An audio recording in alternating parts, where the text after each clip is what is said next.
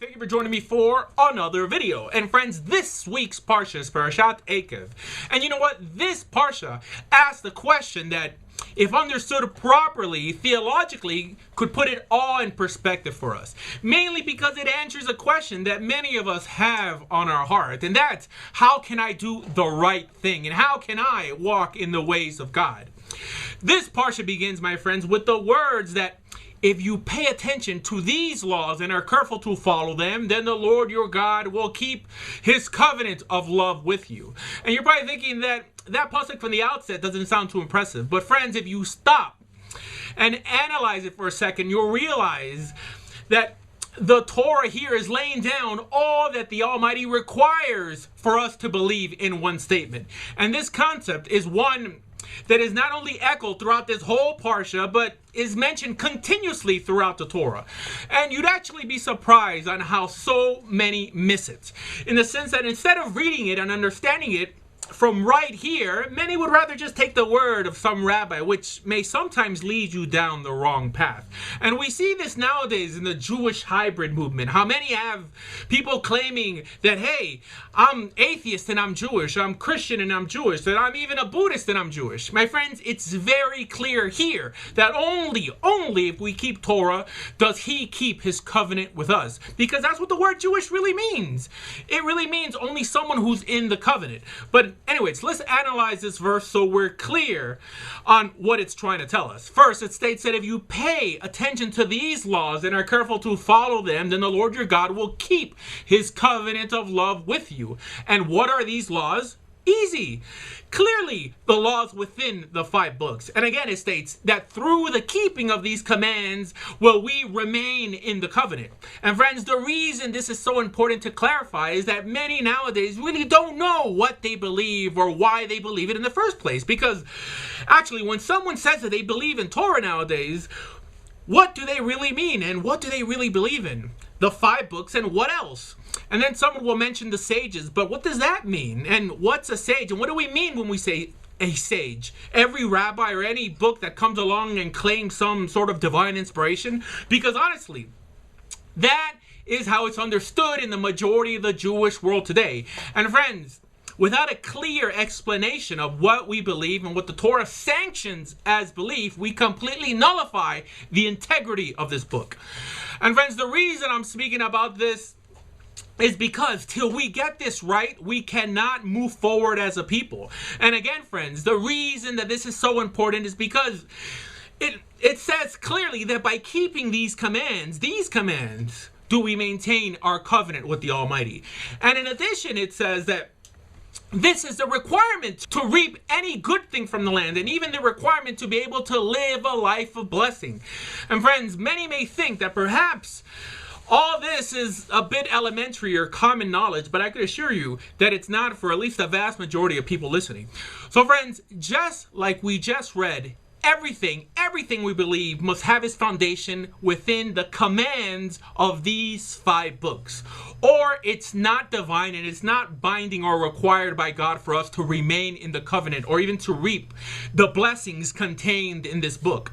In other words, anything that doesn't either confirm or build up what's specifically written in the Torah is disposable. Now, many nowadays would think everything based on the Torah, isn't that Karaite Judaism? And the answer is no, my friends, because first of all, most Karaites tend not to build their doctrines on Torah alone, but also include the words of the Nevi'im and the Ketuvim.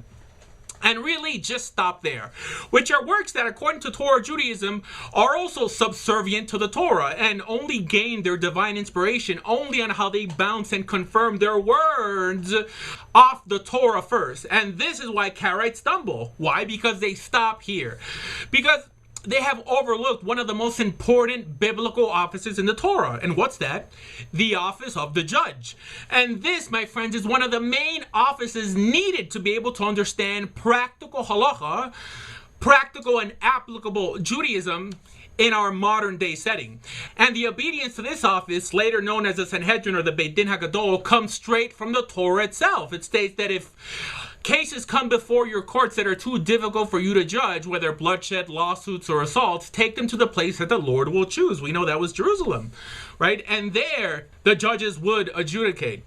And friends, there are many more pasukim that deal with this court of 70 plus 1. So now, this opens a whole new door. In other words, now we know that when it mentions as a requirement to obey his commandments, that bundled within those commandments also includes the command to heed the instructions of the judges. In other words, the rulings of the Sanhedrin. And friends, I really don't want to get off too far off the topic, but this is essential and 100% applicable nowadays. And again, regarding the rulings of the Sanhedrin, where can we find those rulings? Well, friends, they could be found in the Mishnah, the Sifra, the Sifri, the Mechilta, in both the Jerusalem Talmud and the Babylonian Talmud. And it's not every word in these works, but like I said, only the final rulings of the Great Court. The problem is that for the sake of accuracy, along with the final rulings, these works also preserve the arguments within the courts that transpired among the rabbis to come up with the final rulings. And these arguments and other extra material really make up around 90% of what's contained in these works. In other words, only around 10% of this material really applies to the average Jew today, which brings us into the realm of the Rishon. And within them, the Rambam specifically, who was the first and only one ever to codify all of the final rulings of the Sanhedrin into one work called the Mishneh Torah, a guide for the common Jew to understand practical halacha for himself. So, to backtrack a bit, ultimately, this is what is meant in the first parak of the Parsha, where it states that if you pay attention to these laws and are careful to follow them, it's ultimately referring to the 5 books of Moses and the Mishneh Torah. In other words, Torah and halacha lemaaseh, and everything else is secondary and regulated to commentary. And also in the second parak, it continues, be careful to follow every command that I'm giving you today, so that you may live and increase and may enter to possess the land the Lord has promised on oath to your ancestors. And then it goes on to say, observe these commands of the Lord your God, walking in obedience to him and revering him. His commands, his Torah, not books and ideas that no one knows who wrote, which includes about 98% of what is known as practical Kabbalah nowadays, which, if you ask me, is the main reason Judaism is so socially and ethically irrelevant in the world today, because people took a purposeful world impacting religion and tainted it with ideas that are self-destructive. And this is why we need such a group like Dordea today to detoxify Judaism. And then, friends, the Parsha goes on to mention the 3 cardinal sins of the Jewish people. The 3 sins that if we overlook, as it states in Shemot, that Hashem himself will destroy us. And that's the mistreatment of the widow, the orphan, and the convert. A concept hardly ever mentioned nowadays, especially with the way we see converts and potential converts mistreated publicly. And if you think about it, this trio is a perfect depiction of the Jewish destiny, because it encompasses our future, our present, and our past. How? Because a widow depicts the past. She is now an image of what she once was, alone and powerless to fend for herself, which is analogous to how far the Hebrews fell from stature and now surprisingly raised themselves back up. An orphan depicts the Hebrews here, virtually all through the Torah, full of life but confused, finding it difficult to trust and without the proper hope to keep going, but we see that they do.